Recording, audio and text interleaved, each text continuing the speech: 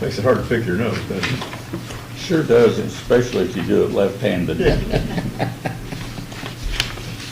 I was working on a storm door, Why? and stupid, I had the glass up at the top, screen down at the bottom, For life, we can go ahead now.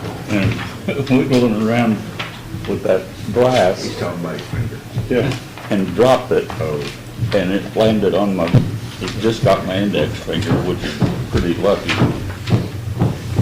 And it mashed it so hard that it split out on the side. never heard of that. And went to the doctor the next day, or it was hurting. I bet. And she had an x-ray done, and she said it's broken. So I gotta wear this for 6 to 8 weeks, Oh, jeez. but I don't have to wear it all the time. It's only when I'm up and moving.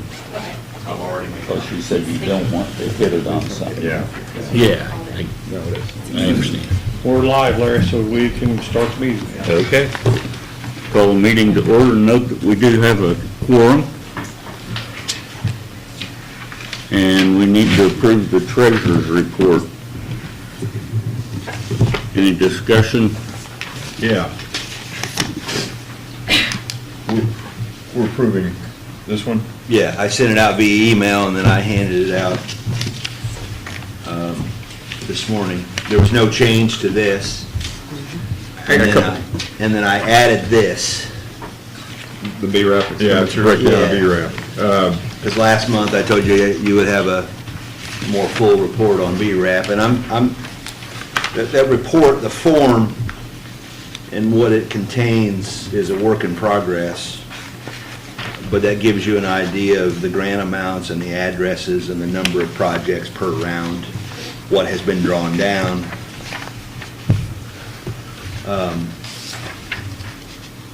And I can come back to that after I answer your questions. Question number one. Oh, there's more than one question. Uh-oh. Yeah, get comfortable. I will. The bond payment, Yes? there's no fund for the bonds? No, not on this one. It comes out of the allocation account. Okay. Or if there's a DSR or debt service reserve, I'm not aware of it. Okay. Based on previous year's transactions, that bond Bond payment payment comes comes out of the from, general fund. out of the allocation account. Explain that. So Southeast Downtown TIF is an allocation, and it comes from that. The debt service comes from that account. It's a separate account? No, Okay, it's part of the general fund. yes, Accounted for separately, but it's part of the general fund. yes. So a couple of hip surgeries and the bond payment doesn't get made. It's above my pay grade, but No. Hasn't happened yet. Well, I know it hadn't Not gonna- happened yet. Not gonna happen. It came close 2 years ago, right? Well. So that's 3 how years do ago. we protect that, or do we? We've made numerous changes so that it won't happen again. Well, Yes. do you spend it down to a certain point and then you can't go any farther for anything? In other words, can we stop the An insurance obligation. carrier from taking money out of the account in order to protect the bondholders? Yes. Okay. And the reason why on this obligated funds report, Scott, that I have the bond payment included is because I want this document I appreciate that. to be conservative Yeah, in terms of the amount of funds available to spend. Now, eventually that will go away. The less February 26 bond payment will go away, and it'll say less August 26, whatever the next, typically the bonds are. 6 months out. Yeah. I understand. The other question I've got, you got 2 fund balances. I do, because at the last meeting, it was requested that we include on this document Right. the overall general fund balance of the city. Yeah, which is 1.1 million. Yes. And that's where, That's my request. that's where the TIF funds reside from a bank account perspective Okay. and a master fund perspective within the city's accounting software. Structure. I appreciate that. You've got the Northfield Park Fund, 220,000. Yes, That's in addition to available funds? yes. Your obligated funds does not include Northfield. The obligated funds report only shows funds obligated from Southeast the downtown. TIF. Southeast TIF. Yes, Okay, so when you say available funds, 374,000, that's low. It should be 594, right? we've typically not done any projects out of Northfield. Well, it's not obligated, is it? No. But it's in a separate allocation account. Although a couple years ago, you all took steps to combine them in terms of you have flexibility. And I'm glad you brought this up, and we didn't plan this in advance. I'm gonna have a conversation with Baker Tilly and the clerk treasurer's office specifically about the Northfield balance and to see what flexibility we have to maybe start utilizing those funds for projects. My hesitation and my reason for engaging in the conversation with Baker Tilly and the clerk treasurer is there's an outstanding bond connected to the Northfield Village project that the city RDC has some responsibility for. Not total responsibility, but some responsibility for. And I need to better understand what the bond documents say. Some response, So it was a developer-backed bond, The developer has responsibility for it. and it was guaranteed by the developer, but this commission pledged a certain amount of revenue from the Northfield TIF. And I need to better understand those details about that pledge before I recommend that maybe we start utilizing some of that available cash. So Corey, if we were able to utilize that $220,000, what is the scope of that utilization? Is it limited to that No. area? No, because a few years ago, you all took the step through a plan amendment process to combine the EDAs. Okay. And by vote of this commission, you can use TIF dollars from one allocation One district, account yeah. for the benefit of a different allocation account or vice versa. Okay. It just provides flexibility. Okay. And I was gonna tell you that I'm gonna have that conversation with Baker Tilly, because I don't fully understand the details of the commitment. we have pledged some TIF. From Northfield to those developer-backed bonds for the public infrastructure. Have we started collecting from the Yes, TIF area? slowly. So that money's where? It's reflected in this balance. Okay. So it's part of the general account. Yes, So of the approximately almost $1.2 million,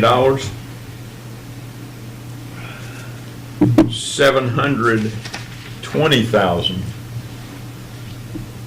is ours. based on my understanding of what's included in the general fund and the city RDC accounts, and I'd look to Shirley maybe for some clarification, I would say yes. Okay. Do you have any clarification, Shirley? As of January, the 1.19 was our ending balance. And So, and so what else is in there? I mean, there's the redevelopment funds are held in the general fund. yes, Is there another account somewhere that has city operational dollars not reflected? I mean, the utilities probably have their own account. Has the its own- utilities have their own bank. Yeah, so I think the answer to your question is yes. So approximately 3/4 of the balance of the general fund belongs to the redevelopment commission, Yes. right? Yes. That's a little scary. Based on my understanding of, Quit spending money. Well, we don't have any control over what you do. And you don't have any control over what the insurance carrier does. It's true. That's I hear you. And feel you. okay. All right. Those are my 2 questions. Thank you. so you have the obligated funds report as of the end of January, and then the 2 other reports are the transactions from the 2 allocation accounts. Not much activity, but I'll build on this report as the months go by. So in March, you'll see activity through the end of February. So Corey, a question for clarification on the southeast downtown fund ledger. It shows the expenses from January for Van Winkle Baton, the city attorney, and Elam Group. Yes, We talked about the Elam Group last month at our meeting, and that's the date of that. But the other 2, we didn't have any claims that we talked about. So why did that not come up? you'd already approved Van Winkle Baton, and then I don't know that you ever see the city attorney invoices. Okay, so When you- invoices come in and roll through, and we, And as long as the project has been approved, I think the city clerk treasurer and me have proceeded to pay. okay, If it is a brand-new project, and so it's an invoice associated with a project that you all haven't approved, then that invoice would come to you. okay, thank you. And the Elam is up too. I mean, that's not a set etched in stone number, you know. Well, if you look on the obligated funds report, we've expended what was approved. And that 139,680 is a cumulative number. That goes back maybe a couple years. But there was a lot in the last 6 months. Yeah. So there's no more funds remaining in that. No, if we want to spend any more related to the Firestone project, we'll Yeah. hold that invoice and come to you and talk about it.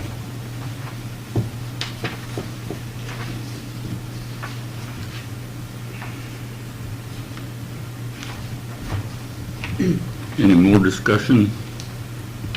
Move approval. Second. Those in favor? Aye. Opposed? And the minutes of the last meeting. Everybody had a chance to look at those? I remember reading them. I don't remember. I remember I moved and seconded something, right, according to the minutes? Yes, And Milliken said, that's okay. you have that power. Okay. I move that we approve them as long as the amendment was made to show the correct motion and second. I'll second that. Those in favor? Aye. Aye. Opposed? Carried. Approval of claims. Do we have any? Need to claim for that. Actually, did not believe that for me. I don't think you have any. I don't think we have any. At least not generating for me. Yeah. So- Okay. Equipment incentive request for Blue River Tap House. There's a sheet in your packet.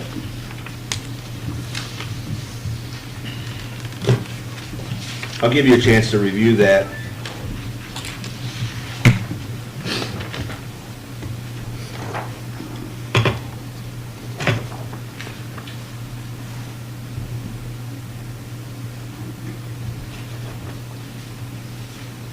I really just want to drink coffee. So the original equipment incentive that we had for them, that was outside of BRAP obligations, correct? So if you look on the project obligation report, the second line down within the project obligations, the original program was funded at basically 43.9, and there's remaining a little over 11,000. So that full 43.9 was the equipment incentive just for them, it wasn't No, for it anyone else? was program-wide. Okay. And who all has drawn on that? They did. Blue River Tap House, Ink and Ale. Ink and Ale, and 123 Brewing.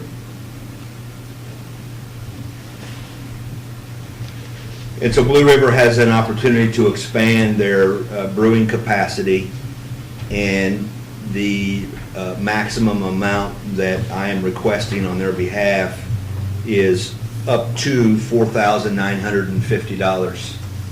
And how I've arrived at $4,950 is 33% of their total equipment purchase for this expansion. And Blue River has indicated that their expansion will be somewhere between 10,000 and 15,000. So the 4,950 is 33% of the max number. If they don't spend 15, then the number won't be 4,950, it'll be something less than that. By way of reminder, this is structured as the city purchases the equipment, and they follow the procurement policy of the city in terms of getting quotes. Some of this stuff is single source provider because it's specialty equipment, but we still follow the procurement. The city purchases it and transfers it to the business, and then there's a development agreement and a security agreement that Joel drafts and the recipient signs, and there's some clawback ability. And part of that is that they're open X number of hours per week and they need to for a certain duration. Yes.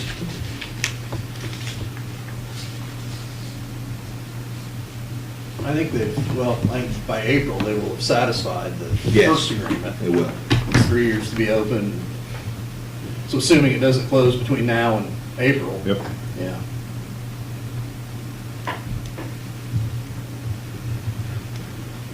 Do we have any way of understanding the economic impact to downtown of them opening? Well, hang on just a second, and I will answer that.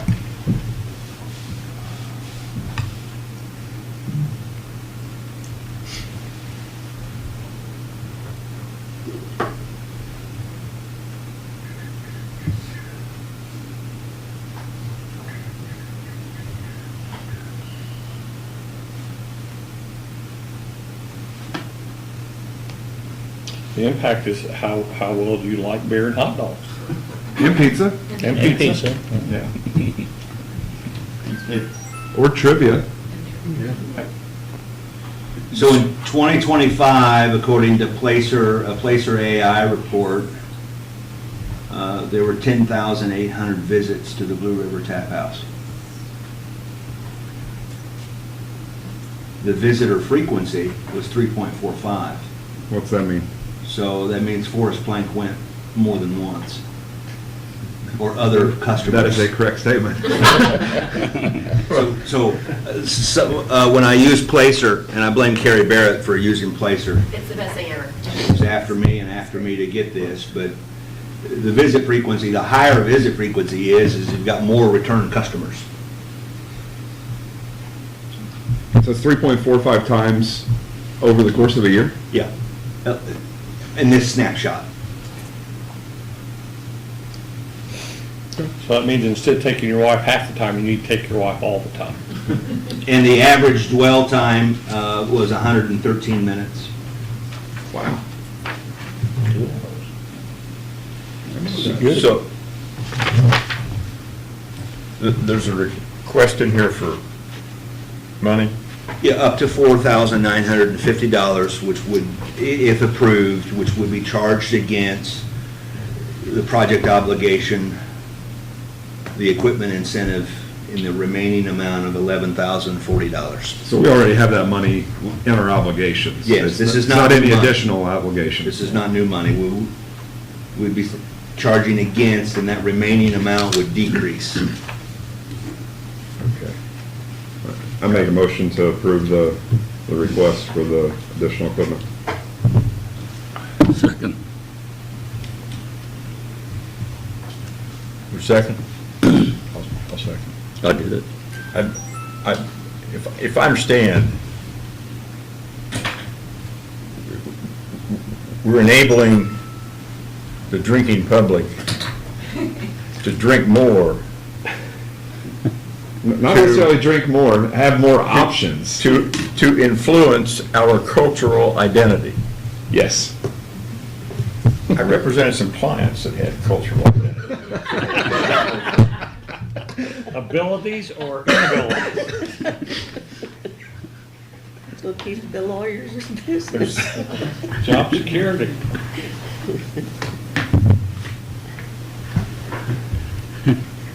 It's been moved and seconded to approve this expenditure. Just to make sure we all know what we're doing. Yeah. All those in favor? Aye. Opposed? Okay. Main Street report. Hey, good morning. Good morning, Lord. Here's Emily. I just want to share with you this morning, this is just our, kind of our 2025 snapshot impact report. There's only so much you could fit on one page. I know you're all aware that we're doing more than this. We had our first ever Main Street Advocacy Day at the State House yesterday, which was fantastic after 46 years of Main Street existing in Indiana. We got a day at the State House.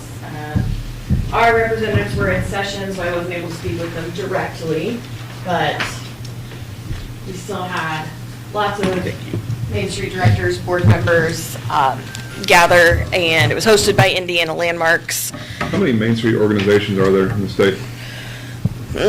That's a challenging question to answer, because not all of them are officially registered as Main Street organizations. They can be what's called ODAN, which means their data may not be tracked. But Indiana accredited, there's upward of 80, and nationally accredited, there are about 32 of us, I believe. And we are nationally accredited. So, just the highlights. We have 68 small businesses in our district that Main Street is supporting right now, and you can see our funding here for 2025. That does include the BRAP funding just from round 3, not from any previous rounds. And we had over 1,700 volunteer hours logged last year, and if you aren't aware, there's actually a value assigned to volunteer hours. It's just over $30 an hour for the national average right now. And so that is also a value that was added to our community of $60,000 last year. And between preserving and BRAP, we were able to support 13 facade projects in 2025. And as I believe I mentioned last month, also thanks to Placer AI, we had over 6,000 residents and visitors attend an event at the Castle venue last year. We're currently in the middle of the 2026 round of Business Builders. The 2025 round of Business Builders plugged in 9 entrepreneurs into the business culture of Henry County. That's kind of the only program we run that isn't directly downtown. Anyone from Henry County can be part of Business Builders. Any of those 9 stay in downtown? We have one that is regularly engaged in all of our downtown festivals. They don't have a brick and mortar, but they are always, they're at pretty much every event that we are running. And then we have several from previous rounds that went from being just aspiring entrepreneurs to now have brick and mortar locations in our downtown. I think 7 at the last count. CJ's Candies, The Press, both excellent examples of that. And the Preserving Main Street grant, we are nearing the beginning of construction. We're very excited about that. We had our first construction meeting last week on Tuesday, and getting the submittals and all of those things going, and construction is to begin in the spring, which we're very, very close to. Any questions about our impact report? That 68 small businesses, is that in the city or in Newcastle, or is that the whole county? That is just in our district, Just in our. in the Main Street district, which essentially runs from 11th to 15th and between Vine and Indiana. Is there any business within that district that isn't classified as a small business? I don't believe so, because a small business is basically any business that has fewer than 50 full-time employees. 98% of all businesses in Indiana are small businesses. So, yeah. Okay, when you get done with that, I got a quick comment I want to make on that. What? It doesn't exactly pertain to it, so go ahead with what. Oh, that's all I had about the impact report. What do you need? I've been, fighting and complaining, for last year about Senate Bill 1, and our assessed value went up. And so as our assessed value goes up, and they say that we're gonna get a discount, and with what we're gonna lose $1.5 million, and what we can raise our local taxes, it's still gonna leave a large, huge gap. I just found this out 2 weeks ago. And I couldn't understand if our property taxes go up, it looks like to me, it's gonna go up, and we still should get about that same, our tax draw should be about the same. But, well, I just found out 2 weeks ago that, in the 80s, there was such thing as an inventory tax, and businesses would pay an inventory tax. But then that kind of got pushed to, renamed to business personal property tax, and so from what I understand now, and I guess we'll know here in a week or so when session's over, correct me if you guys know any more information with this, that businesses that do under $2 million worth of business per year, that personal property tax. Let me jump in. Just, the $2 million is not a revenue number, it is the value of their personal property. So, Less than 2 million in personal So property. that goes they to don't, us. that, I think that's probably contributing to the growing loss of revenue, is because the exemption for small businesses used to be 80,000. If a business had less or up to, but less than 80,000 of equipment, they didn't pay any taxes on that equipment. That number moved from 80,000 to 2 million. That's a loss. Yeah. That's a huge loss. And that was one of the couple sentences in Senate Enrolled Act 1.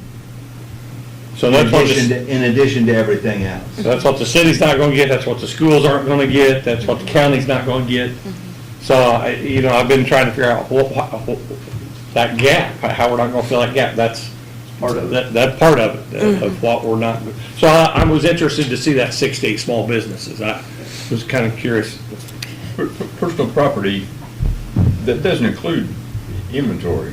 No, to We inventory. don't tax, we Yeah, it's don't not have that taxed. March 31 inventory Yeah, like we used to. it's just- It's been gone for years. Years, Business personal back in the property. 80s. Okay. A long time ago, yeah. I will note that this public investment, this $227,000, every dollar of that has either come from the city of Newcastle or the city RDC.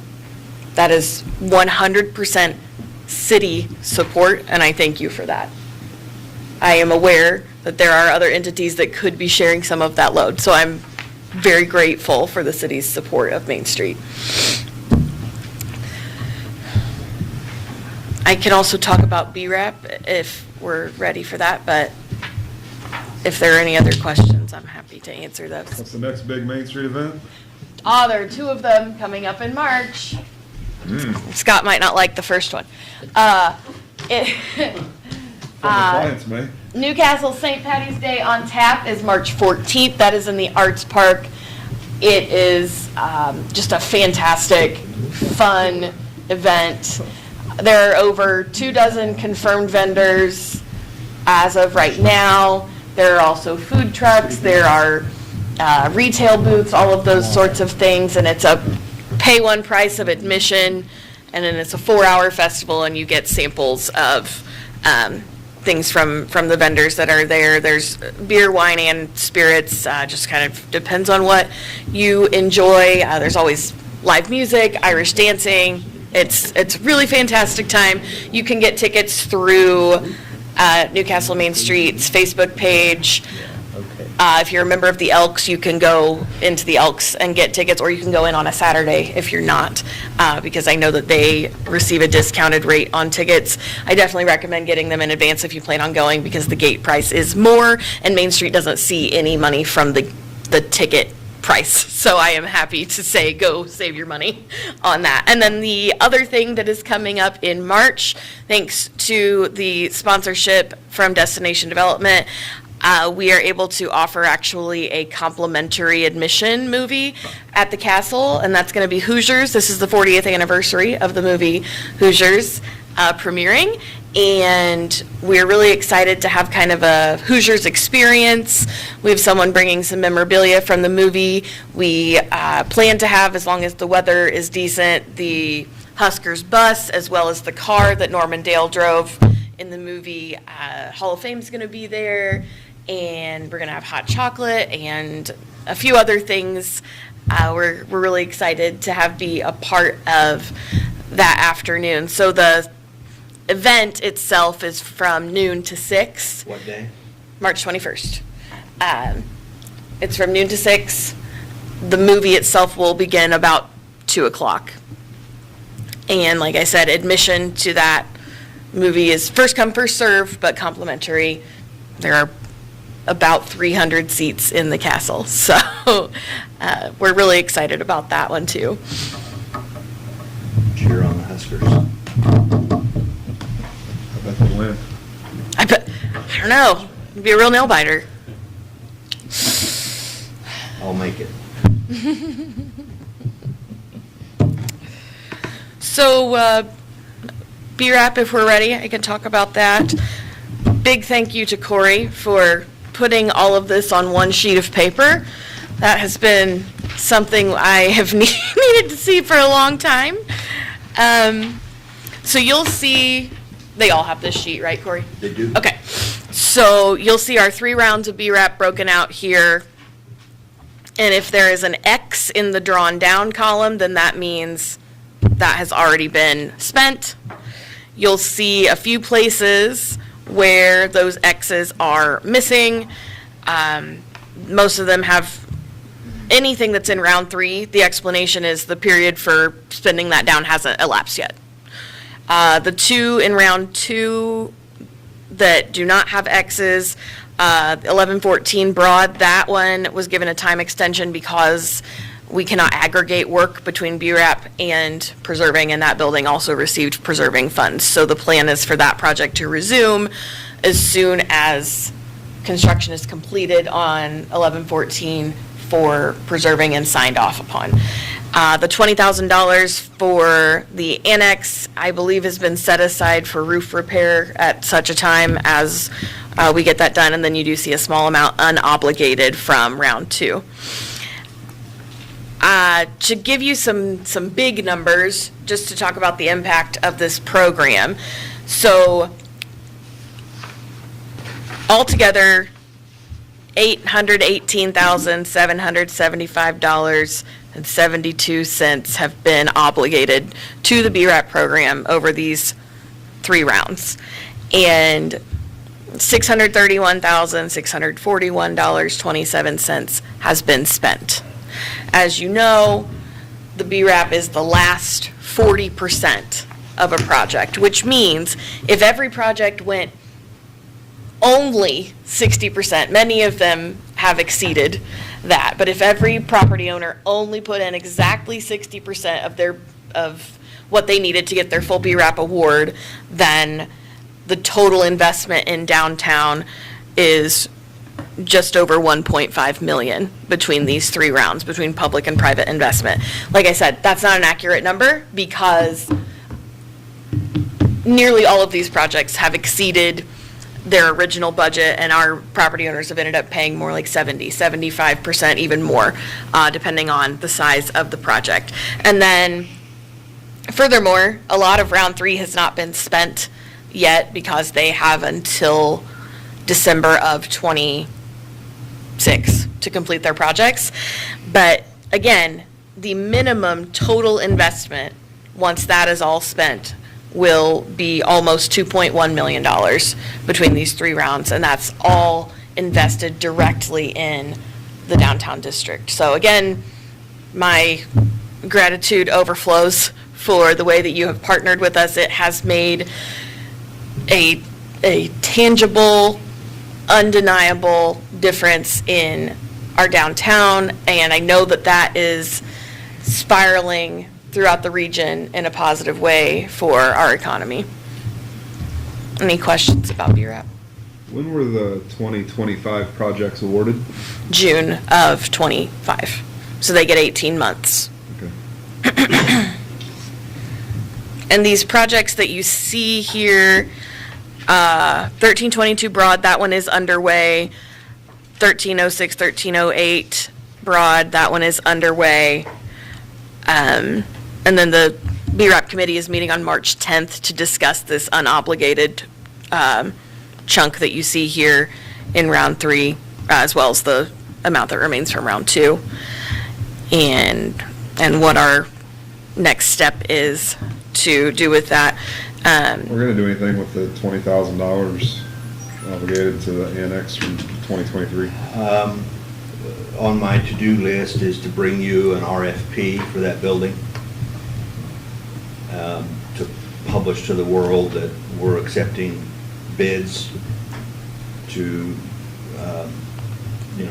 acquire the building, probably at $1, but with some clear, here's what we expect. And then utilize, at least initially, the 20,000 on the BRAP, and then there's 100,000 sitting on the obligated funds as an initial incentive for that building. We acquired that building because of Ready and interest from a developer. And that interest from the developer has kind of waned because they're not comfortable pursuing a development project without the acquiring the lot to Adjacent property. the west. Thank you. I'd like to talk to you and Mike about that afterwards, Okay. please.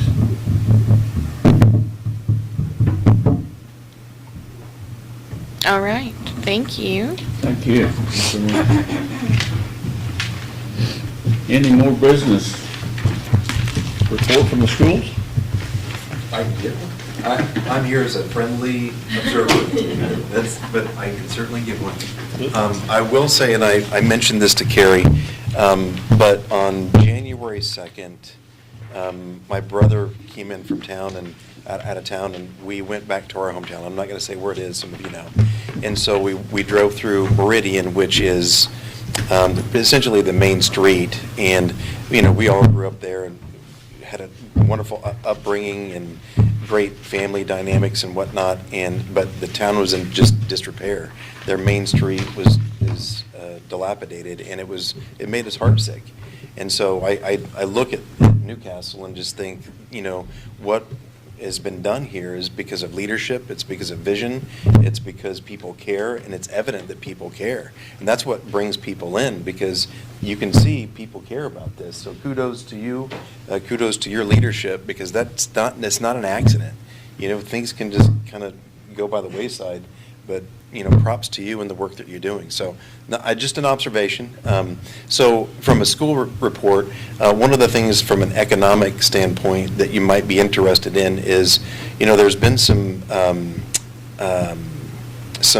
news articles and whatnot on one community is going to cut $3 million, another community is going to cut additional millions of dollars. So what we've done is, obviously Senate Enrolled Act 1 is going to impact all of us.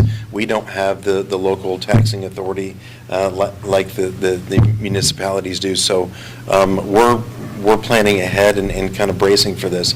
So nobody lost a job through termination, but just through attrition, when people leave, we've eliminated some of our night custodians, and we started there. We've eliminated a position at the central office. That's the second one since I've been here. One at transportation. So as positions come open. Through attrition. Through attrition, yes, through attrition, thank you. So nobody's lost their jobs because of this, but in planning, that's where we've got to go. I just want to give assurance that we're not going to have a press release. Our education budget is the highest it's been for a long, long time, maybe ever, and so probably ever, and there's a reason for that too. We increased our students in HICA, which is the Hoosier Youth Challenge Academy, increased from about 50 students to about 92, given with the last 2 semesters.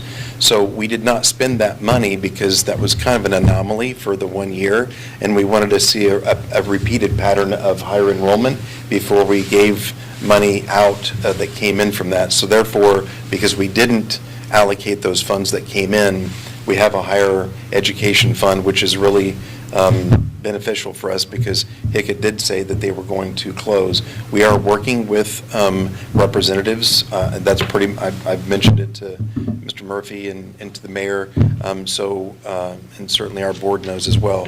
But we're working on some things, and maybe we will be able to keep HICA open and local. I can probably have another meeting on Friday. It's great working with local representatives that have a common vision, common goal to get this done. The last thing is, it seems like I talk about restrooms every time of year. So in that theme, I'll go back, because the RDC, just for public record, supported us in the restroom renovation at Sunnyside. The restrooms at the multi-purpose restrooms out north of Neofield should be done within the month. And so hopefully we'll catch as much of the tennis season as possible for that. And the restrooms at the high school are going to be open within the week too, because that's been a long drawn out ordeal. I'm sure there's a lot more, but those are the things that came to mind. And yeah. Compliments on the 2 new scoreboards in the field house. They're very, very helpful, and We're still working on that. There's work to be done, and one of the things that, and kind of linked to the Senate Enrolled Act 1, that is, we've put out there publicly that we're going to need to think differently about advertising and revenue.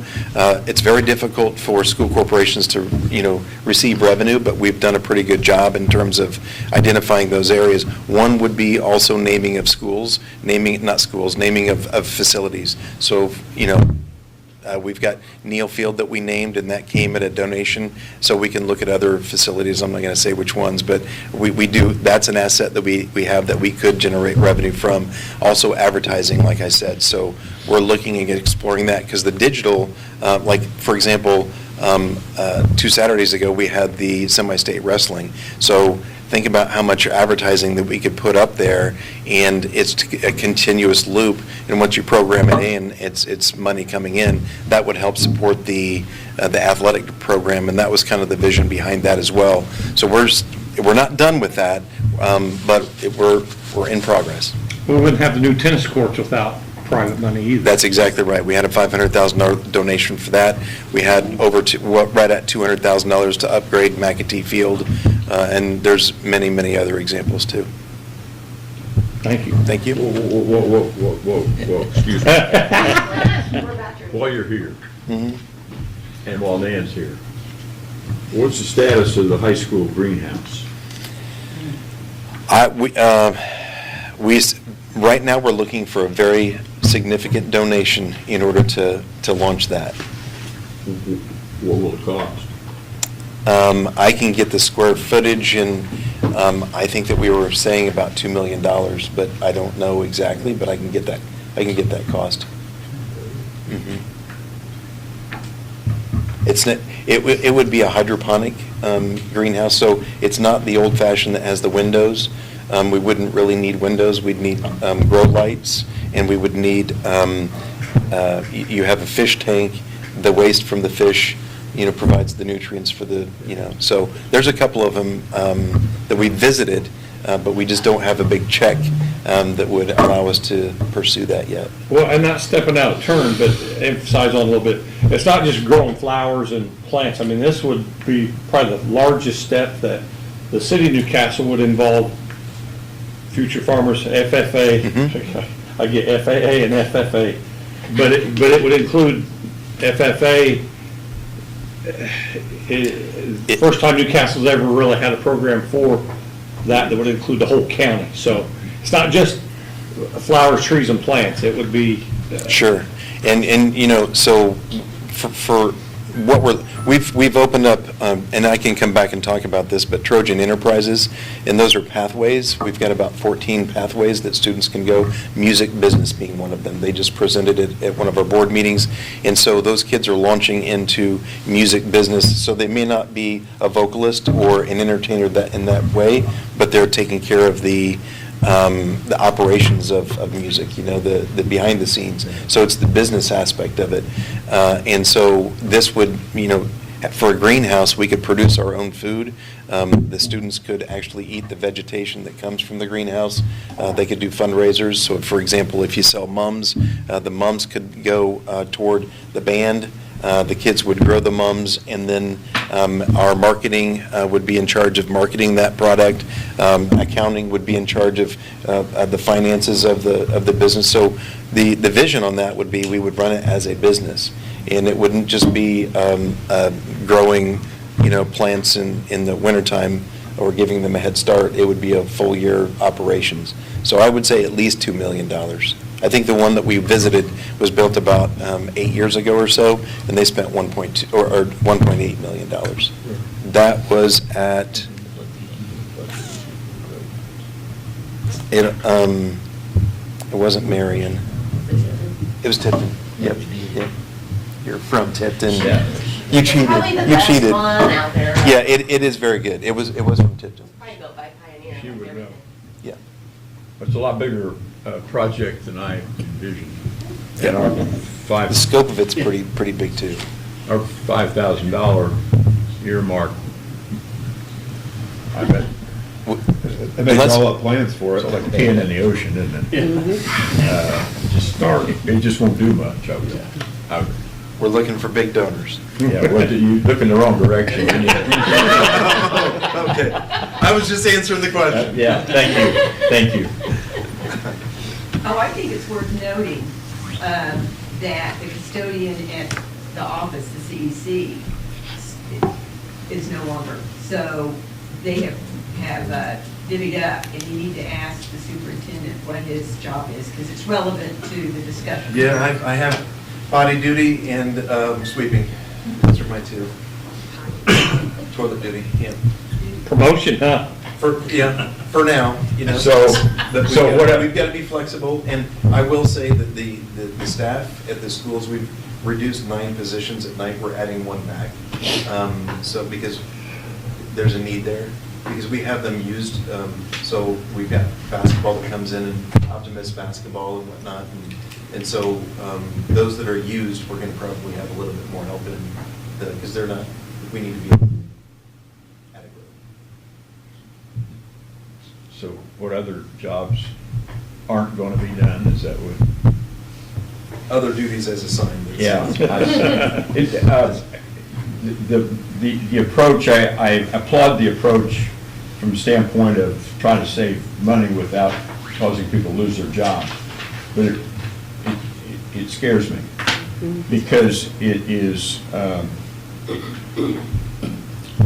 planned dilapidation, planned, It's purposeful. yeah, you're going out of business, you just don't know it yet. And I hate that, and I appreciate that the legislature has put you to this.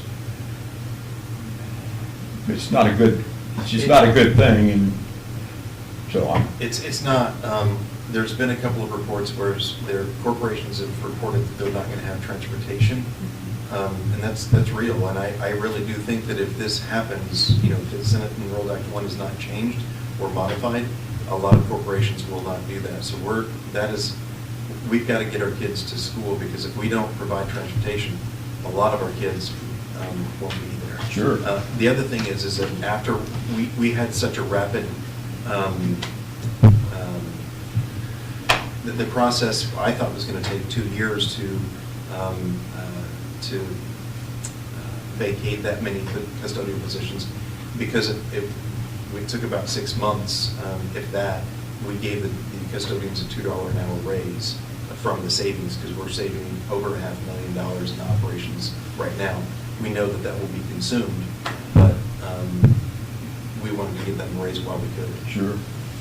There was a School Board Association legislative meeting last week, and the 4 panelists were all legislators that were involved in the education committees. And every single one of them said that in the near future, the biggest thing that they were going to push was consolidation. Yeah. Two final notes. Henry County, per square miles and per population of people, is the only county of size that has 5 high schools. And that's, Yeah. don't like that. So just throwing that out there, just. We're on the radar. In the crosshairs. Yeah, we're right in the crosshairs. And you thought wind turbines were bad? Yeah. And secondly, Scotty, I know you're fit as a fiddle, but I brag about our first aid unit every day, everywhere I go, every company that comes in. Through attrition, we have eliminated 6 EMS jobs. Jeez. So it makes me mad, and when I'd like to go to the public and say, oh, we're only going to take every other 911 call. Well, Copenhagen and Joel both say, you know, I can't say that, so. But it does make a difference in a 4 to 5 minute response time. Yeah, It could be a 25-minute response time. For a heart attack patient, it's important. life change. And we've already made, it's already affected every department. In our transportation department, we've eliminated 2 positions, and our transportation department is really in a tough spot. And I have people begging us to be open on a Saturday morning from 8 to noon, because that's their only form of transportation. You know, they don't have a vehicle. So it's making us make decisions that like you said, not on the elimination side, not moving forward side. That's all I have to say.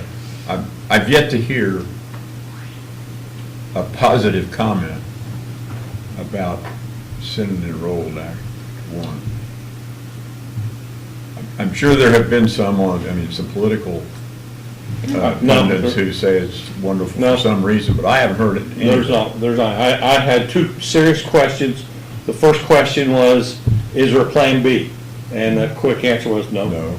And the second question is, okay, Governor, in 4 years, where does this put, what's the trophy that it's going to put Indiana above the other states that we've accomplished Yeah, that, right. the carrot out there for us to arrive to? And there's no accomplishment, you know, there's Yeah. no, What is the problem that it's solved? Then, well, Well, property tax. Hmm? Property tax. What I about don't think property it's gonna, tax? I don't think it's gonna accomplish You, that either. you In the compare your long run. property, that was his promise to the people that he ran on, but what you're saying is it's, Legislators will tell you, That, that's gonna they get, have told me that this was a promise that they have kept to the taxpayers about lowering property tax. and you compare your property tax and No you're not way in gonna hell. see. I'm just telling you. yeah, what- okay, thank you. I appreciate what you're saying, but that, it didn't accomplish that. No. No, it's not. Under a system they created. Yes. I've had this conversation Yeah, okay. several times. What's the phrase? It was a solution looking for a problem. Right. It was a campaign promise that was kept. And it was jammed down our throat January 2nd. I mean, Well, it was so good that in this current legislation, or legislator, unless this changes, they kick the can, and the implementation goes out 1 year, from 2028 to 2029. And so I think that is a realization that maybe it wasn't so good. Really don't understand it. Need more time to figure out what it's really gonna Yep. do. Yeah.